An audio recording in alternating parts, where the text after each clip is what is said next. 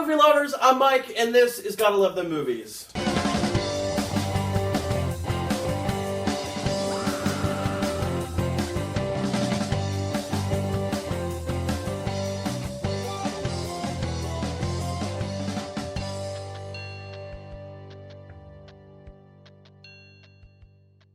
Guys, summer movie blockbusters are starting to hit, and it's exciting and it's fun, and we have an amazing panel!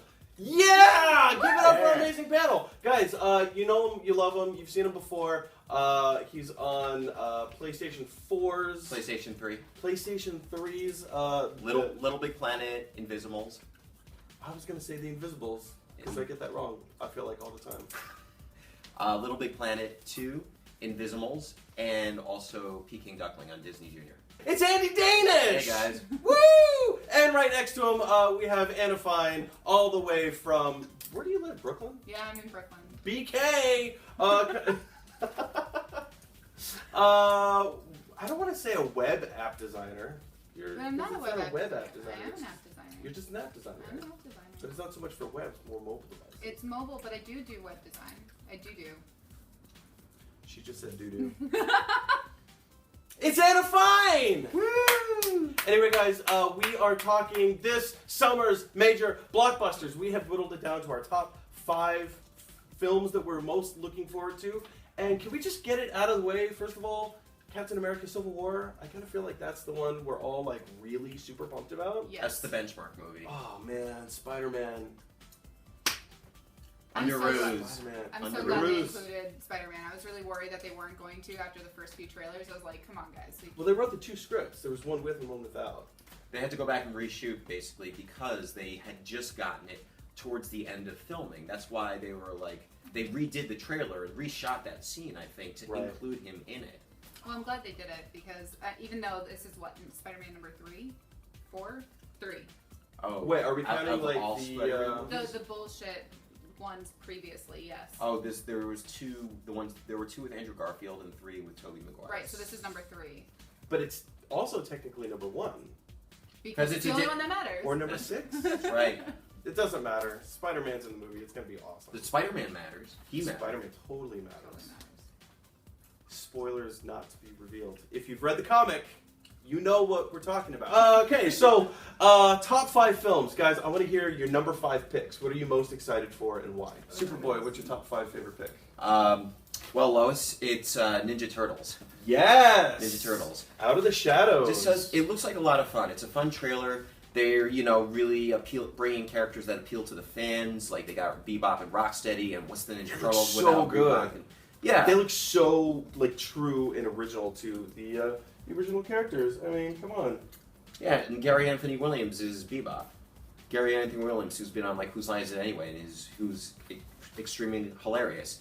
And plus Stephen Amell, Arrow, is Casey Jones. I was a little worried. During the initial casting. I don't know. He does such a great job. Even though he's pretty boy, he really embodies the super nerdum of it. So he really gets into it, which I'm super pumped about. And he's great to his fans. He's always posting videos on his Facebook of behind the scenes training with parkour and And he's also a huge anti-cancer activist as well. Trying to get the word out and raise awareness and funds and everything. And he also started a wine company called Knocking Point Wines. Did he? Yeah, he did. That's awesome. And he's also Canadian. So that just... Well, that just sells it right there. Anna, number 5. Okay, so number 5 is Pets for me. Oh, The Secret Life of Pets? Yeah, because that one, and just in the trailer alone, that one scene where the poodle starts rocking out to heavy metal, I was like, that's it. I'm there. I'm done. I'm sold. That was all it took for me. Oh, The Secret Life of Pets. I'm not going to lie. There's something about it that just does not interest me at all. No, so, I have no idea what it's about at all, but I'm assuming it's something along the lines of, a Pixar type storyline, which I can get along with. I'm a little afraid it's along the lines of Madagascar, which I don't want it to be. That or, penguins. Right, that's not of no interest to me, but I think if they, with, such a stellar cast as the So do you think the characters are going to go deeper? And I hope so. Something? I really hope so. But again, this is strictly based on trailers. They're going to pull a Zootopia on this. I Where you really watch a hope trailer so. and you're like, and then you see the movie, you're like, what just happened? Exactly. I have high hopes for it, but Interesting. that's the only like cartoony movie that I was like, okay, I'll give it a shot. Interesting. For the summer. Well, as long as we're talking cartoony movies, my number 5 spot pick is Angry Birds. Angry Birds movie. It's not that I'm like excited to see this movie, but I think it's like the interest is there. I never played the game. I don't do like. I'm sorry. It's games. fun. I actually, as an app like designer, I should have played the game, but I came into that one late. So should you admit that? I probably just ruined my own career. So you're welcome, world. Well, we could sell the footage of this video back to you for like $5 million if that. All right, let me quickly sell my stock. Totally cool. You have stock? What kind of job do you have? Number 4 pick. Mine's tied for Suicide Squad and Ninja Turtles. We have a twofer. Yeah. Ninja Turtles and Suicide Squad. So Yep. sell me on Suicide Squad. So my thing is and I like had voiced this before.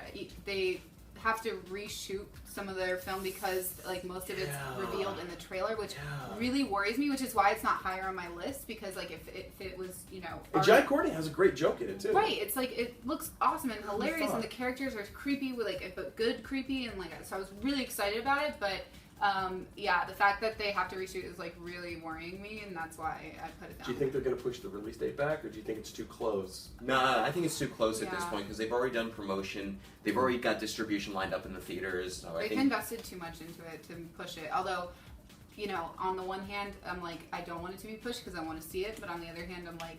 If it makes it a better movie, I'd be okay with it getting pushed. Warner Brothers, if you're listening to us, don't screw this up. Yeah, don't mess it up. You have a lot riding on this. 4 spot. What did I put? Nice Guys. The Nice Guys. I think it just seems like a really fun kind of 70s throwback. Shane Black. Yeah. Like, say what you will about Iron Man 3, but it was a fun movie. Nice Guys is my number 2. I'm super pumped about it. Mostly because, again, visual geek person that I am. Like, it just looks like something out of the era. I mean, just let alone the typography they used for like the promotional. Yeah. It just looks so good. It's so different for Russell Crowe too. Right, exactly. He's never done a role like this before. Which makes He's me never super gotten. excited about He's it. never put on weight ever for a role. Oh, never, no. Why would he ever, do that? ever. Why would he put it on weight? Because he's not method at all. Is there anything method about that man? 3 spot. Andy, hit me up. 3 spot. It would be X-Men just because. I don't know what happened. The pen just like went off on its own. It had a mind of its own. I tried to do like a nice Stephen Colbert type. Well, see, I Your should pen- stop. Pens no. don't like you. I just leave it alone. 3 spot. X-Men Apocalypse. I don't personally feel like it has anything that new to offer, any new surprises or twists or turns really that make it that big of a hook. But it should be a fun movie, good visuals, good cast. I'm excited to see Oscar Isaac as Apocalypse. That looks ridiculously amazing. Yeah. Mm-hmm. It does. But, I mean, some of the characters, as they've recast the original X-Men, Cyclops, Storm, even Angel, Sophie Turner as Jean Grey, does not have me excited at all. No. I mean, they're great actors, but it just doesn't have the same, like, they could have casted it so much better. I'm kind of done with the whole Bryan Singer era X-Men. I mean, I think if you saw an X-Men The Last Stand, Ben Foster was cast as Angel, and I thought he was well cast as that character. It's just the movie was bad. Oh, the movie was atrocious. Anna, 3 spot. My 3rd spot is the Miss Pettigrew. Yes. Technically not a summer release, Technically. but it looks so good. It looks awesome. I'm so excited about it. And it's got, I mean, obviously it's catered towards more of like a younger audience because of the book itself is towards a younger audience. But the way they handle it, and it's like so Tim Burton-y that I'm just super pumped about it. So it's like a Tim Burton like callback to his original filmmaking days. Right, and I'm super excited about Putting that. like today's like technology Edward in there. Scissorhand type of Right. vibe. Yeah, Exactly. It's dark and creepy, like that end shot with like that eyeless creature just like reaching out. And like and yes, he took some liberties with some of like the powers that they have or like the irregularities. But I think is that what we're calling them? Yeah, we're calling them irregularities. But I think you guys aren't special. You just have irregular. You have irregular. You have irregular grammar. But yeah, I'm so perfect. it's I think it just looks really awesome, and like I said, it was part of it was filmed from Sarasota, where I'm from. So I was like kind of feeling like I'm already tied to it in some way, so I gotta see it. My 3 spots have already been mentioned, Suicide Squad. So now we're going on to the number 2s. Andy, hit me up. Number 2, it would be Warcraft. Oh, yeah. Ooh, Warcraft. interesting pick. Just because the visuals look so awesome, and plus, I love that game growing up, like the original Warcraft before it became trendy with World of Warcraft. I remember the little, just a small tangent, the little characters that you would click on that would be like the knights and the peons, like the little it was the little nuances, like when you click on the peon, you'd be like, "Job's done, yes sir." You just earned your nerd badge. Exactly. That just happened. Or the knight where you'd be like, just now? Just now. Oh, yeah. okay. Or the knight we're going, building to it. I've got many badges. I've got a nerd He's got badge. flair. He's got the geek badge, the I got the actor badge. I got the theater badge. You got it all. I got the tech geek badge. I got many badges. You've got the autograph signing badge. I do have the autograph signing And the badges. big cheese badge. I got the big cheese badge. My number 2 is TMNT too, as well. Exciting. I'm really excited for it to redeem the last one. Yeah. The last was so bad. Well, they put another shredder in it. They put like a different shredder in it. Thankfully. Yeah. The thing about the first Ninja Turtles is that they completely rewrote the script for it after they had finished production on it. Did They they? changed They it. did. Yeah, because what happened Nerds originally went was crazy online. William Fichtner's character, who's the scientist in Yeah. the first one, he was originally supposed to be like the Shredder. Like he takes the Era serum sex. and he Right. wears Yeah. the armor, and he's the one who fights the turtles. But they rewrote that, and they just put in another Shredder. They had all these reshoots where like the real Shredder was hiding in But the that's- shadows, and But this is what I'm worried about for Suicide Squad, because when you start rewriting things and bringing like new content in, you're patching up things and you're ruining the integrity of the initial intent, and I'm Agreed. worried about that. Warner Brothers, are you listening? Do not screw this up. There's a lot riding on this. There's a huge nerd fandom out there who's gonna just come at you if you get this wrong. Which leads us to our number 1 picks. I'm starting with Anna Fine. What do you have for your number 1 pick? This is a lot of pressure, but I'm going with Independence Day 2. Resurgence. Yes. All right, bringing Yeah. back the Goldblum. Independence Day 1 was like the original was one of my childhood favorites, and so I'm super excited about this. I'm a little worried it's gonna have kind of that like Star Wars type thing where it's like, oh, it's bigger and worse and everything. But it's the same plot line. But I love Star Wars, and I love Independence Day, so I can't really complain if it is. Oh man, that's gonna be a hard act to follow. Danish, what do you got? I think I had Suicide Squad, but let me look at my paper just to make sure. Yes, I had Suicide Squad. Suicide Squad, and you share some of our concerns as well. I did, but there's just, for me, there's too many Easter eggs in it to not be the one that I'm like craving for the most. Because I'm curious how they wanted to tie it to Batman vs Superman, the Joker connection. Because there are theories about this Joker. There are theories that he's not the regular Joker. Like there's theories to him. He's like son of Joker. He's there. Main theory right now is that he's Tim Drake, one of the Robins. Oh. Because there's a Batman storyline where Tim Drake actually gets brainwashed. He does, yeah. And becomes the Joker. That comes out Under the Red Hood, doesn't it? Mm-hmm. Yeah. Mm-hmm. That's interesting. And there's all these things that, like, they tried to sweep under the rug saying Lex Luthor did it in Batman vs. Superman, but there's the scene where he's looking at the Robin suit, and it's got the spray paint on it, and he says, you did this, like, or you did this to your family. So I'm wondering, I wonder if that's, If they're going to tie the death in the family story. So just to Jared Leto's Joker. Yeah. That's interesting. I hadn't read that. That's actually, now I'm kind of, alright, so I need to redo my list. If that is the way, right? If that is the way that it plays out in the film, you just got to be super psyched for that. Right. Yeah, and like I said, there's just so many little nooks and crannies. And plus they're making a more legitimate effort to really make Harley more mainstream because most people don't know this. Harley was actually not originally introduced in the comic book. She was originally introduced in the animated series. Yeah. The one with Kevin Conroy from on Kids WB. That's right. Yeah. Mark Hamill he's so good. He's the So good. only Joker in my mind. Anytime he like just brings it out in like his interviews or whatever, he's just like, I'm just gonna quickly do a Joker. I'm like, I get goosebumps. I'm like, Do your best Joker, go. I told you I can't. Do your best Joker. I can't do your this. best Joker. I can't. I promise you. Hello, kiddos. Joker here, Crown Prince of Crime. See, brilliant. That's brilliant. And anytime I try to do any kind of voiceover or accent, I end up Minnesotan. So it's just Fargo. It's straight up Fargo. See, that would be an interesting take on the character. I don't think it's up for interpretation yet.